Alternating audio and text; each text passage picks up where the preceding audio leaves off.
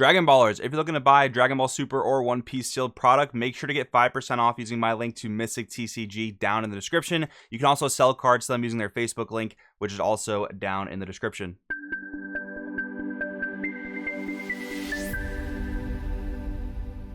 Yo, what's going on, Dragon Ballers? Welcome back to another episode of the strategy series. It's been quite some time, but today I feel like it's time that we should talk about how to counter Android 21 from set 20 Power Absorbed. It's not been like super overly dominant or anything, and there is good reason for that we'll talk about today, but it is still one of the better decks of this format. Managed to take first and second place of the recent North American Regional. So for this weekend's upcoming regionals, thought it'd be a good idea to get you guys prepped for it. We're going to talk about ways that every single color should be dealing with Android 21. So if you're new here, make sure to subscribe, hit that bell so you never miss a video, and don't miss your chance to enter the giveaway that I have going on right now. All you have to do, go down to the link tree in the description and follow me on Twitter. That's all you got to do. You'll be entered, and this week I'll be messaging the winner on Twitter to award them the prize of the giveaway. So that being said, let's jump right on in. We of course are starting with the strategy that we want to counter, which is the new Android 21 deck out of set 20. So the main thing here is you're playing against a blue ramp deck. Now luckily, if you have experience with Beerus, you also have some indirect experience with this deck as well, because they do function in some similar ways. The main way that is ramping on turn 2 with a Z battle card that is a vulnerable Z battle card. We'll talk about countering those later, but the one thing that 21 adds to the table is, I guess it's more than one thing. For one, this leader never has to attack. So if you're playing a leader that does not take life or awaken easily inherently, maybe like Soul Striker or Golden Frieza, that can give you a little bit of a hard time. The other thing is, this leader can use your cards as energy. Now, if you're playing a blue or green deck, they can use your battle cards and your unisons as specific cost energy for their cards. But if you're playing a non-blue or green deck, they can only use your cards for the non-specific cost. So for example, look at the cost on Android 21 in Name of Peace. They have a 1 blue cost and a 1 colorless cost. Not that you can use your opponent's cards to play this typically, but if they were to do that, they could use one of your blue cards and one of your non-blue cards and pay for this. Again, if you're not playing a blue deck, they can only use your cards to pay for the non-specific cost. But yeah, if you are able to counterplay this 2-drop, that is a really big thing in terms of momentum that'll swing back into your favor. You want to be able to do that. I'll show some examples of cards that do this later on, but more into what this deck aims to do. You just have really strong Android cards in this deck. There's no two ways about it. So one of the main ones is Android 21 Total Audacity, which helps keep Android 21 in the game by drawing 2 cards, typically for 2 energy, but sometimes against blue decks, this can cost them almost 0, if not 0. And it also plays clone tokens to the opponent's board, which gives 21 more sources of colorless energy to use. And then 21 Ceaseless Despair. This card is absolutely absurd, to be honest. At the end of the turn, when it survives, it untaps 5 energy. If you want to counter while this card exists on the board during either player's turn, you're pitching 2 cards, and it's total board wipe. And on top of that, if it wasn't good enough, it's a free 10k combo in the Android 21 deck. This card's insane, but there are ways to deal with it that we will take a look at right now. Now, it may not be awesome to hear this. I personally don't love it, but because of the existence of Android 21 Ceaseless Despair, I do feel like every deck should be maining at least like 2 copies of their respective Cunning cards. What the Cunning cards are cards like Krillin, and every card has, like, you know, X the Cunning in their archetype. So Krillin, what it does is on play, you draw cards. They always cantrip, which is definitely not a bad thing. They always just draw a card at the worst case, so you can play them and then combo them for Z energy. But in the 21 matchup, they basically don't allow your opponent to untap energy offensively via battle cards or extra cards unless they warp 5 cards from their drop. So just having taken a look at Ceaseless Despair, that card untaps 5 at the end of the turn. If you let them play that card and successfully untap 5, they're going to just take control of the game, because now they have all the energy available for floodgates and counterplays, and you're just not going to be able to apply meaningful pressure. So even though that is a really broken effect, we do have Cunning in the game that helps kind of slow that down quite a bit. You know, you might fully stop them from untapping if they have no cards in the drop, or they might only untap 1 or 2 cards with Ceaseless Despair. And that's really going to make them think twice. Can I tap out or nearly tap out to actually wipe my opponent's board without fear of dying or being severely damaged on the next turn? You got to make them think about that. That's why the Cunning cards are so good. In a similar-ish vein, if you have any type of mid-battle removal that can get rid of the 21, not only is that going to get around its anti-counter skills of making you pitch 2 cards, but it's also going to prevent them from untapping 5 at the end of the turn, because the card won't be there at the end of the turn in order to untap 5. So for blue, for example, You've got Gohan Power Reclaimed. Not a bunch of other colors have this type of removal. For yellow, you'd be looking at some really niche stuff that not a lot of the current meta decks play. In green, you do have a fair amount of mid-battle removal, namely SCRs that do it, maybe some other forms of activate battle type shenanigans. And then in red, you have to assemble a couple of minus abilities in order to do this. But to be honest with you, in red, you just don't want to let them get to that point in general. We'll talk more about that later. But yeah, blue and maybe some other colors and some niche archetypes have some mid-battle removal to kill the 8-drop. Otherwise, I think the Cunning is going to be your best bet in your respective colors. But the other blue silver bullets, as well as the anti-D-Magic bullets, those are really good against 21 as well. So consider those for your sideboard. Krillin, though, honestly, I don't think it's too bad in your main board, whatever your various form of Cunning is. This, though, of course, has nothing to do with Android 21. This is actually a panel snippet for my upcoming comic book, New Mafia Genesis. Those of you guys that watch the videos up until this point, come on, let's be honest, you guys are the true fans, and you guys are probably the ones that care about the fact that I'm publishing a comic book. So if you do care about it, this is a panel from one of the main characters. Her name's Vivi, and she's actually the martial artist of the group. So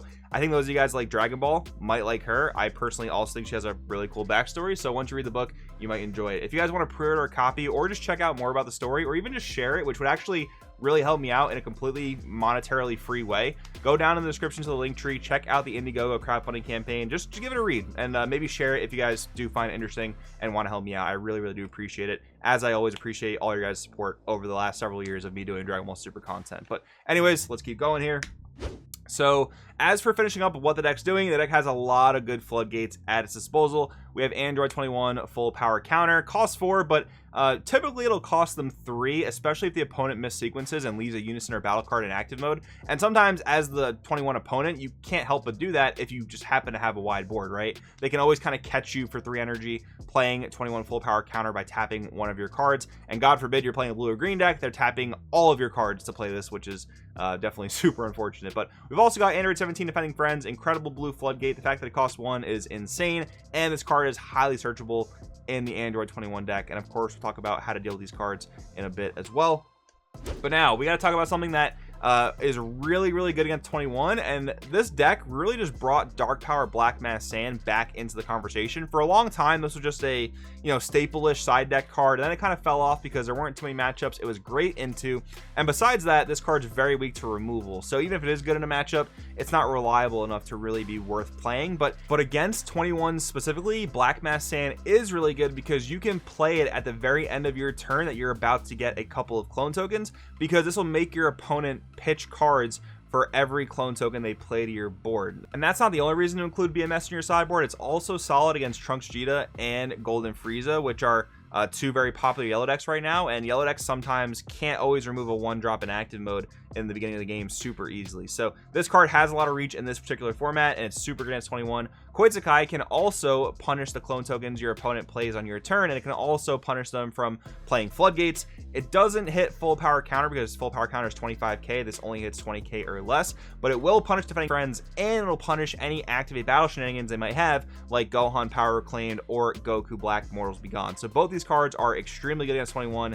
You definitely want to have them in your side deck, and the great thing is they also cover other matchups. Now here I wanted to talk about counterplay options for both their floodgates, namely again in the form of Android 17 Defending Friends. It's a lot harder to actually counterplay full power counter, but besides that, you can also use these cards to hit their turn 2 ramp. And the great thing is you actually have a leg in the race even if you go second against 21, because these are both 1-cost counterplays. They both allow you to counterplay as long as you leave your turn 1 energy up, which isn't that big of a deal for most decks. And if they go into their turn 2 ramp, you counterplay it, and they simply just lose out on their energy acceleration, which is a huge deal. So I obviously have examples here for yellow in Tyrannical Blow and blue in Desperate Measures. The other colors don't always have such simple ways of dealing with these cards. Like, for example, I don't think red has a great 1-cost counterplay that actually stops it. Actually, I'm totally wrong on that. You actually have Gallic Cannon, which is a really old 1-cost counterplay. The card coming in loses 15k, which in this case actually works for the purpose we need it to, which is removing the 2-drop Android 21 in the name of peace from the board and overall just preventing their ramp. That card won't do anything to their floodgates, but you have other options in red for dealing with Floodgates. Black, you have Super Kamehameha, but it's not going to be super likely you'll be at 4 life by the time they actually go for the ramp, so maybe there's some other options there that I'm just not aware of. And then green, you'll want a card like maybe the Doria counterplay if you can stick a Unison, but going second, that's not going to be super realistic. And then Focus Breakthrough, again, requires you to be at 4 or less life, so I'm not sure of any green options. If you had those in your mind, drop them down in the comments. But yes, those are the options for blue, yellow, and red, especially if you go second. You might want to look at other options for other colors in terms of counterplay. Just do a search on like DBS Deck Planet, see what 1-drop counterplay options come up for you.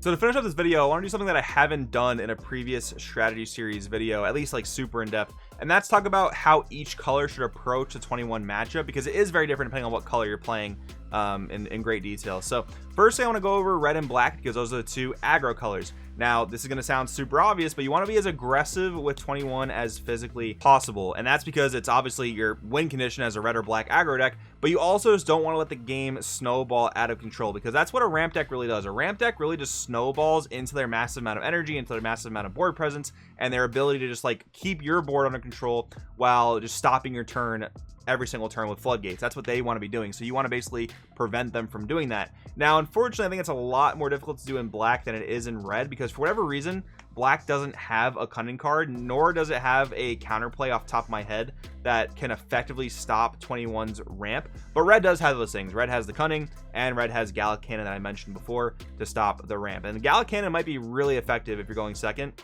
because you just keep them basically on the same level as you energy wise, and then apply as much pressure as possible. Going first, if you can leave the energy open to stop the ramp, that's great. Otherwise, just use all your energy, be as aggressive with them as possible. On their awakened side, they cannot use extra cards like Beerus Destroys, like Chill's Army Reinforcement, or even a Sparking D magic. So you can oftentimes hit them with a 5-3 shot and then just, you know, force them to awaken defensively. That's even better because that's less energy they get to play with during their own turn.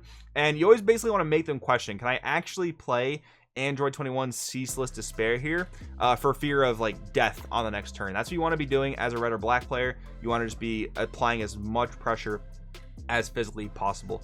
Next, let's talk about blue and green, because these are the two colors that are able to actually give 21 you know, their specific color energy during 21's turn, right? Green is obviously not super popular, nor is it like a great color in the competitive aspect of Dragon Ball Super, but typically what green does, it has elements of hand control, and that's always been historically good against blue decks. So if you are playing a rogue hand control deck, you might be well poised against 21 already. But as a blue or green player, you want to be very careful with the cards you leave out on board. You especially do not want to be leaving out just like random cantrips and 1-drops for your opponent to use willy-nilly as energy. So if you're playing these colors and playing 1-drops, make sure you combo them off, probably offensively, for Z energy, instead of letting your opponent use them to just, you know, amass a huge board on you. That's especially important for blue because most of Android 21's cards tap for blue energy. So if you're playing like Piccolo the Infiltrator plus Pan Glimpse of Talent, combo your pans off, make the Z energy. Don't make the mistake of giving your opponent free energy to use against you in this particular matchup.